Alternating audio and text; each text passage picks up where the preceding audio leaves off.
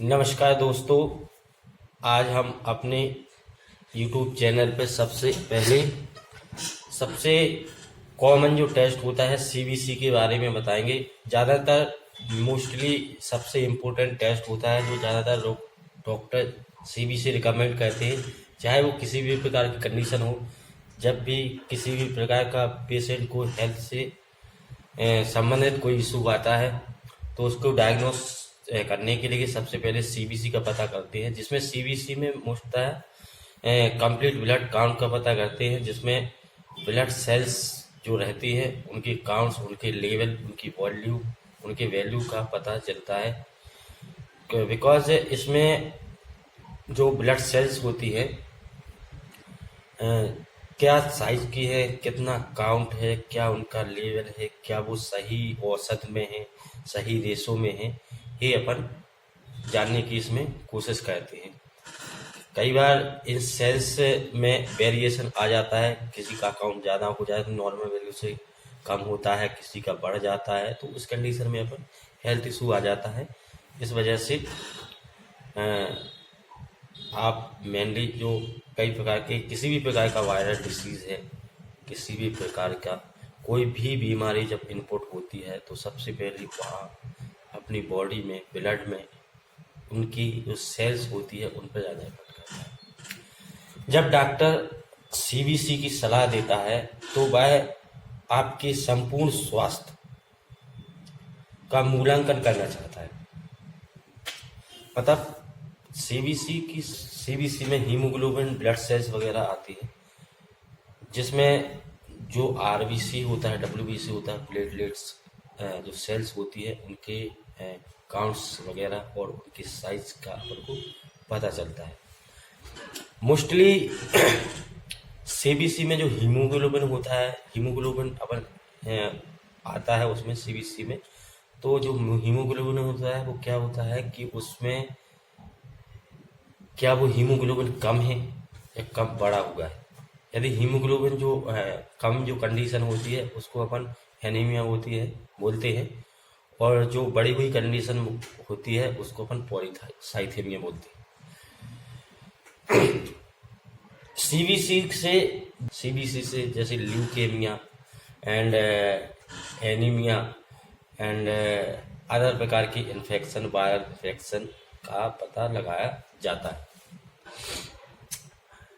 मुख्य रूप से CBC के दौरान जो विभिन्न प्रकार के पैरामीटर होते हैं, जो कई लोग उसको जो पैरामीटर्स होते हैं उन पैरामीटर्स पर ज़्यादा ध्यान नहीं देते हैं, जैसे HCT, PCV, MCV, MCH, MCSC, platelet count से RDW, ये सारी चीज़ें होती हैं जो एक सेल्स को सही से डिफाइन करती हैं और सही से उसका यदि वॉल्यूम हाई या लो है तो उससे एक परफेक्टली अपन को डायग्नोस बनाने में पता चलता है।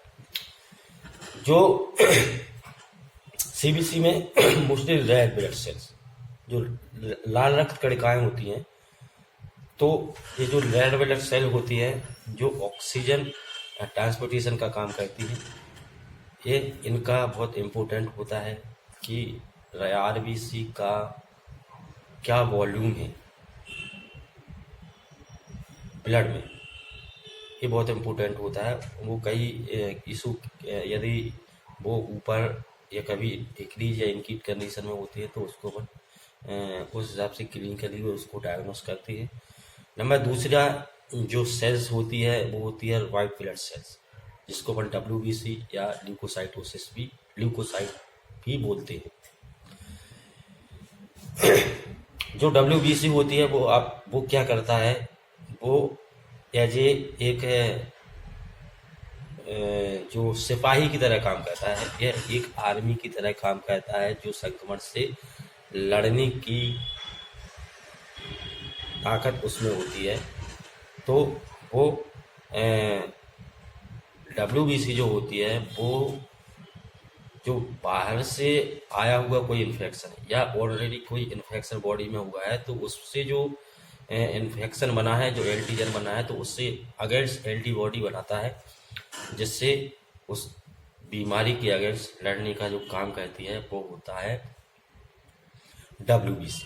ठीक है, WBC मोस्टली 5 प्रकार के होते हैं, जैसे न्यूट्रोफिल, लिम्फोसाइट, मोनोसाइट, बेसोफिल, ये सारे ये WBC होते हैं। अब अपन पता करें कि CBC में जब हम रिपोर्ट देखते हैं तो सबसे ऊपर हीमोग्लोबिन आता है, तो अपन उसके पूरे पैरामीटर्स को एक मोस्ट जो पैरामीटर है, जो 15-20 पैरामीटर है, उनको अपन आज पूरी तरह से एक्सप्लोर करेंगे कि कौन सा टेस्ट किस कंडीशन में किस चीज को प्रदर्शित करता है। सबसे पहले जो CBC में जो ब्लड जो टेस्ट आता है वो होता है हीमोग्लोबिन। तो हीमोग्लोबिन जो होता है वो क्या करता है, एनीमिया को बताता है कि आपकी बॉडी में हीमोग्लोबिन का क्या स्तर है।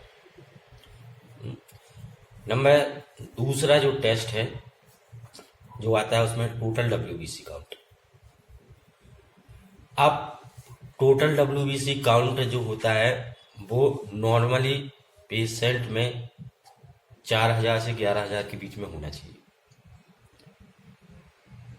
जब यह काउंट 4000 से ऊपर 11000 तक जाता है और 11000 से भी ज़्यादा ऊपर जाता है तो उस कंडीशन को अपन ल्यूकोसाइटोसिस बोलते हैं। मतलब इसका मतलब है कि यदि ल्यूकोसाइटोसिस है किसी पेशेंट को तो इसका मतलब है उसको किसी भी प्रकार का इन्फेक्शन हो सकता है। और दूसरा जो होता है वो होता है ल्यूकोसाइटोपिनिया। मतलब 4000 से WBC का काउंट यदि कम हो जाता है तो उस कंडीशन को वो अपन ल्यूकोसाइटोपिनिया बोलते हैं।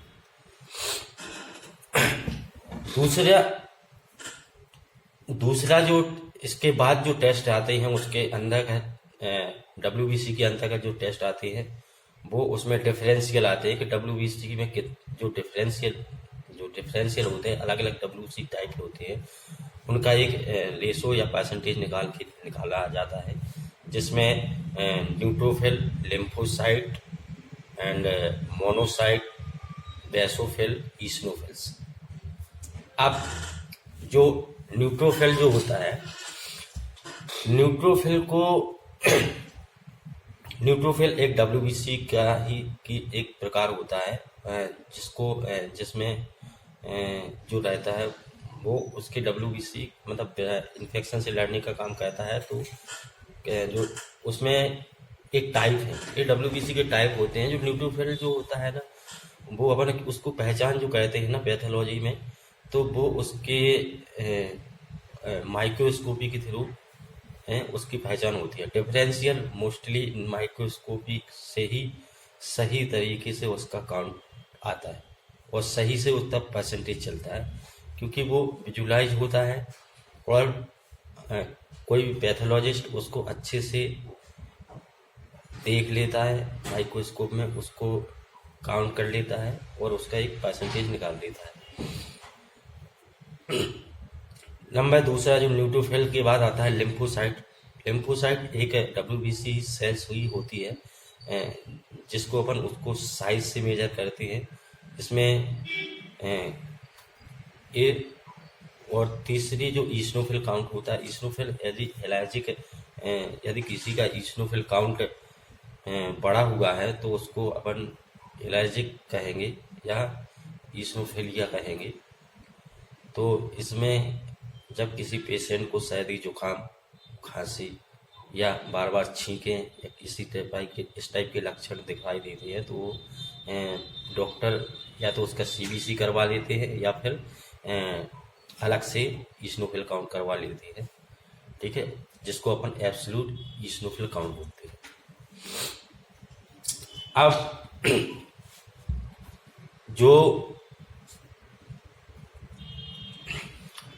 अब इसके बाद जो WBC काउंट के बाद अपन करेंगे बात किसकी, RBC की। अब RBC आरबीसी जो काउंट रहते हैं, सबसे पहले तो उसमें एक आरबीसी का टोटल काउंट रहता है कि आरबीसी कितने से होती है, 1.5 टू 4.5 तक नॉर्मल रहती है। एक तो ये पता चल जाता है। दूसरा, जो आरबीसी के जो डिफरेंशिएशन होते हैं, आरबीसी के जो टाइप होते हैं, आरबीसी की जो कंडीशनें होती हैं, उनको अपन पता करने के लिए उसमें और भी टेस्ट होते हैं, जैसे पीसीबी। तो जो पीसीबी जो टेस्ट होता है वो एक्चुअली में पैक सेल वॉल्यूम उसका फुल फॉर्म होता है, जिसको अपन हीमोग्राइड भी कहते हैं। जो हीमोग्राइड भी कहते हैं और HCT पैक सेल वॉल्यूम, मतलब सेल का के क्या वॉल्यूम है उसको पता कहते हैं कि सेल का वॉल्यूम क्या है। यदि सेल का वॉल्यूम नॉर्मल जो स्टैंडर्ड है उससे ज़्यादा है कम है, यदि वो सेल का वॉल्यूम कम या ज़्यादा होता है तो उसको अपन एज एक इशू या डिसीज़ के बारे में अपन डिसीज़ को डिस्क्राइब करते हैं। नंबर दूसरा, उसमें जो टेस्ट होता है सीबीसी का, वो होता है एमसीवी। एमसीवी जो टेस्ट होता है, तो एमसीवी का जो फुल फॉर्म होता है वो होता है मीन्स कार्पस्कुलर वॉल्यूम। मतलब मीन मतलब औसत, मतलब जो कार्पस्कुलर होता है, कार्पस्कुलर जो सेल्स, मतलब उसका एक औसत वैल्यू, सेल्स का एक औसत वैल्यू जो निकलता है आरबीसी की, उसको अपन एमसीवी बोलते हैं। नंबर तीसरा है जो आरबीसी का जो टाइप होता है वो जैसे निकालते हैं, उसमें निकालते हैं एमसीएच। एमसीएच में क्या निकालते हैं अपन, उसका जो फुल फॉर्म होता है वो होता है मीन कार्पस्कुलर हीमोग्लोबिन। अब तो इसमें क्या होता है, इसमें जो ब्लड सेल्स होती है उसमें उसकी औसत मात्रा या एवरेज अमाउंट को दर्शाता है एमसीवी। लाल रक्त कणिकाओं की गणना एवं वॉल्यूम को इससे प्राप्त होती है। नंबर जो नेक्स्ट है वो है MCSC, मतलब मीन्स कार्पस्कुलर हीमोग्लोबिन कंसंट्रेशन। तो लाल रक्त कणिकाओं की एक निश्चित मात्रा और एवरेज हीमोग्लोबिन की एक कंसंट्रेशन जो होता है ना, वो MCH हीमोग्लोबिन का MCSC जो होता है वो हीमोग्लोबिन की कंसंट्रेशन को बताता है। सेल्स में हीमोग्लोबिन का क्या कंसंट्रेशन है, मतलब कोई जैसे आरबीसी है तो आरबीसी में जो हीमोग्लोबिन है उसका कितना कंसंट्रेशन है, मतलब कितना वॉल्यूम है, उसको दर्शाता है MCSC। नंबर जो नेक्स्ट है जो होता है RDW। RDW मतलब होता है रेड सेल्स डिस्ट्रीब्यूटर विड्रॉ। यह रेड ब्लड सेल्स की सीमा, मतलब शेप और आकार को दर्शाता है, शेप एंड साइज को दर्शाता है। और जो नेक्स्ट है MPV मीन्स प्लेटलेट वॉल्यूम होता है, वो प्लेटलेट के वॉल्यूम को बताता है। और ये तो आरबीसी हो गया। आरबीसी के बाद अपन प्लेटलेट की चर्चा करेंगे। तो प्लेटलेट नॉर्मली 1.5 से 4.5 पर मिलियन क्यूबिक mm नॉर्मल होता है। और यदि प्लेटलेट का काउंट बढ़ता है तो उसको थ्रोम्बोसाइटोपिनिया बोलते हैं। कम होता है तो उस कंडीशन को थ्रोम्बोसाइटोपिनिया बोलते हैं। प्लेटलेट का जो दूसरा नाम थ्रोम्बोसाइटोसिस है। तो जो प्लेटलेट होता है वो ब्लड क्लॉटिंग का काम करता है, ब्लड को क्लॉट होने में सहायता करता है। जब किसी का प्लेटलेट काउंट कम होता है तो उसमें ब्लड के जो क्लॉटिंग फैक्टर होते हैं उनको इफेक्ट करता है, जिसकी वजह से आपके जो ऑर्गन्स, बॉडी के ऑर्गन्स होते हैं उनको इफेक्ट या उनकी डिस्टर्बेंस या उनका फेल होने के चांसेस रहती है। इसलिए कई कंडीशनों में, जैसे डेंगू की कंडीशन में, डेंगू में क्या होता है कि प्लेटलेट काउंट कम हो जाता है, तो उससे मतलब डरने वाली बात है कि प्लेटलेट काउंट कम होने की वजह से मतलब ये है कि वो प्लेटलेट का जो काम होता है वो ब्लड को क्लॉट करना होता है, और यदि प्लेटलेट का काउंट यदि कम हो गया तो इसका मतलब है कि जो खराब हो जाएगा, या जो उसमें जो क्लॉटिंग फैक्टर यूज होते हैं, जो आपके बॉडी के जो मैकेनिज्म है जिसमें क्लॉटिंग फैक्टर जैसे काम करते हैं, तो उनमें एक डिफिशियंसी पैदा होगी, जिसकी वजह से शरीर के ऑर्गन्स में मतलब किसी प्रकार के इशू आ सकते हैं और बॉडी को वो इलनेस कर सकती है। तो दोस्तों आज इस सीबीसी आज के लिए बस काफ़ी इतना ही है, और सीबीसी आपको डिफाइन कर दिया। पैथोलॉजी में सबसे इम्पोर्टेंट जो टेस्ट, सबसे ज़्यादा जो टेस्ट किया जाने वाला सीबीसी काउंट है, सीबीसी है। जो सीबीसी बहुत इम्पोर्टेंट टेस्ट होता है, इसके बिना सबसे जो प्राइमरी जो टेस्ट होता है वो सीबीसी होता है। सीबीसी मोस्टली ज़्यादातर एक इलनेस कंडीशन को प्रदर्शित कर देता है। यदि किसी का सीबीसी नॉर्मल है तो हो सकता है कि काफ़ी हद तक वो मतलब काफ़ी हद तक कह सकते हैं कि यदि उसका सीबीसी काउंट ठीक है तो मतलब इसका मतलब है कि काफ़ी वो। तो यदि आपको ये जानकारी अच्छी लगी है तो कृपया करके चैनल को सब्सक्राइब जरूर कर दीजिएगा, और आने वाले जो नए नए वीडियो आते रहेंगे और आपको हेल्थ से संबंधित या पैथोलॉजी से संबंधित बहुत सारी इस चैनल पे बहुत सारी इन्फॉर्मेशन मिलने वाली है। इसलिए इस चैनल को अभी सब्सक्राइब कर लीजिए। थैंक यू सो मच, धन्यवाद।